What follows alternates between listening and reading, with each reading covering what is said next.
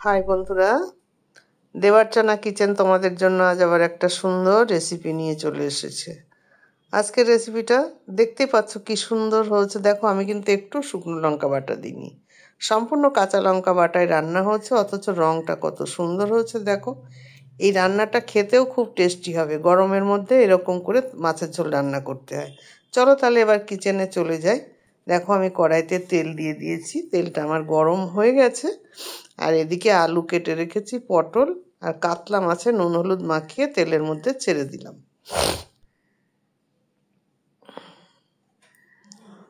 এবার মাছগুলো যতক্ষণ না ভাজা হয় ততক্ষণ আমাকে উল্টে পাল্টে মাছগুলো ভালো করে ভেজে নিতে হবে।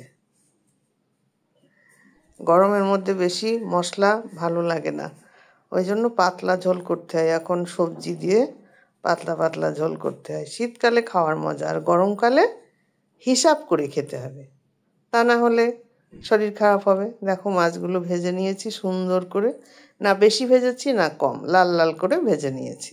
এইবার আমি পটলগুলো ভেজে তুলে নেব।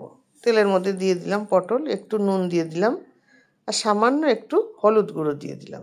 দিয়ে এবার ভালো করে নাড়াচাড়া করে পটলগুলো ভেজে আমি উঠিয়ে নেব।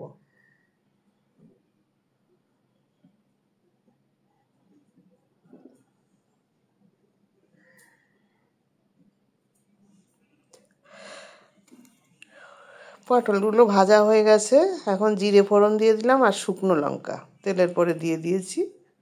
দিয়ে এবার দেব আলু। এর মধ্যে দিয়ে দেবো আবার একটু লবণ, একটু হলুদ,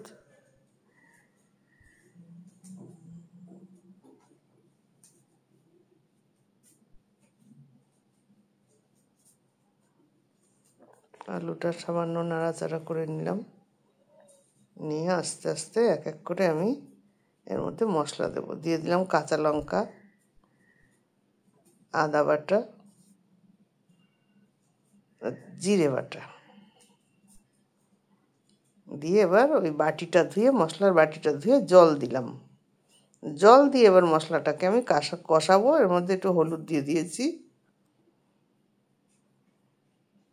আর দিয়ে দিচ্ছি একটু গরম মশলা, গুঁড়ো করে রাখি আমি ঘরে, সেই গরম মশলার গুঁড়ো দিয়ে একসঙ্গে আমি মশলাটা কষাবো।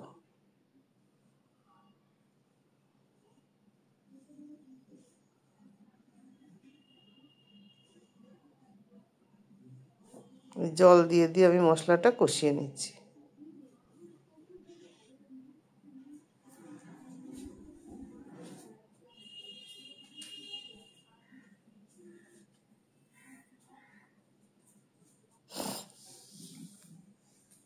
খুব সুন্দর একটা স্মেল আসছে। গরম মশলা কখনো আমরা কাঁচা দিই না, আমি যখনই দিই এইভাবে মশলার সঙ্গে কষিয়ে দিই। কাঁচা গরম মশলাতে গ্যাস হবেই হবে, আমার তো হয়, তোমাদের হয় কি না আমাকে জানাবে। এবার মশলা কষানো হয়ে গেছে, আমি পরিমাণ মতো জল দিয়ে দিলাম।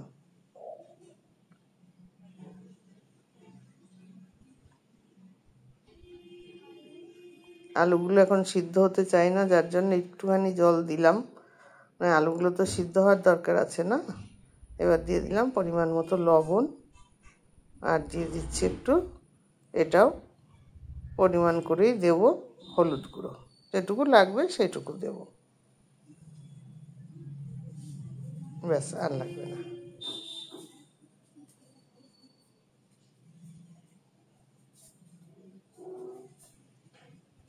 এখন একটু এটাকে ঢাকা দিয়ে দেব, আলুটা সিদ্ধ হতে লাগবে, সেই জন্য একটু ঢাকা দিয়ে দিলাম। এবার আমি ঢাকনাটা তুলে দিচ্ছি। এখন এর মধ্যে আলুটা আধা সিদ্ধ হয়েই গেছে, তারপরে এখনও এর মধ্যে দিয়ে দেবো আমি পটল। পটলগুলো আলাদা করে ভেজে একটু দেরি করে দিচ্ছি, কেন নাহলে পটলগুলো বেশি গলে যাবে, খুঁজে পাওয়া যাবে না। আলু তো জানো এখনকার আলু সিদ্ধ হতে চায় না, ওই জন্য আলুটাকে ভালো করে ফুটিয়ে নিচ্ছি।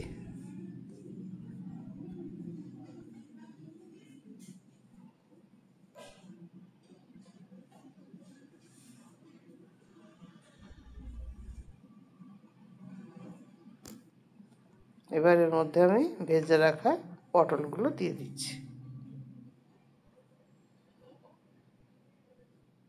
মাছগুলো দিয়ে দিলাম, কারণ আলু তো প্রায় সিদ্ধ হয়েই এসছে, আর সামান্য একটু আলু সিদ্ধ হলেই এর সঙ্গে সিদ্ধ হবে, আলুও সিদ্ধ হয়ে যাবে ভালোভাবে।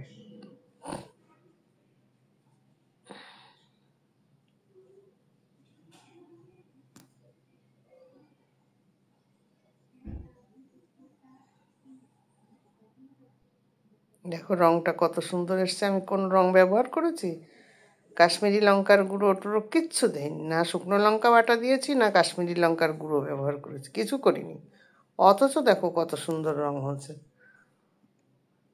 রান্নার কায়দা যদি ভালো না হয় তাহলে সেই রান্না তুমি হাজার ভালো করে করলেও ভালো হবে না, আর এক গাদা তেল ঢাললেও রান্না ভালো হয় না। রান্নার কায়দা বুঝে বুঝে রান্না করতে হবে। আর গরমের সময় যত সিম্পল রান্না হবে ততই খেতে ভালো লাগবে।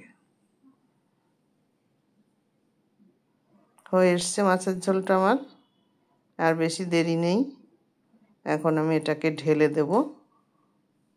গ্যাসটা বন্ধ করে দিয়ে ঢেলে দিয়েছি। দেখো কত সুন্দর দেখা যাচ্ছে বন্ধুরা। তাহলে খেতেও খুব ভালো হবে। এখন ওদেরকে খেতে দেবো সবাইকে। সোনা, দিয়ে দেবো? দাও দাও। সোনার তো খিদে পেয়ে গেছে, খেতে দেবো। তাহলে বন্ধুরা তোমরা ভালো থাকো, এখানেই রাখছি। লাইক শেয়ার কমেন্টস করো। আজকের মতো টাটা।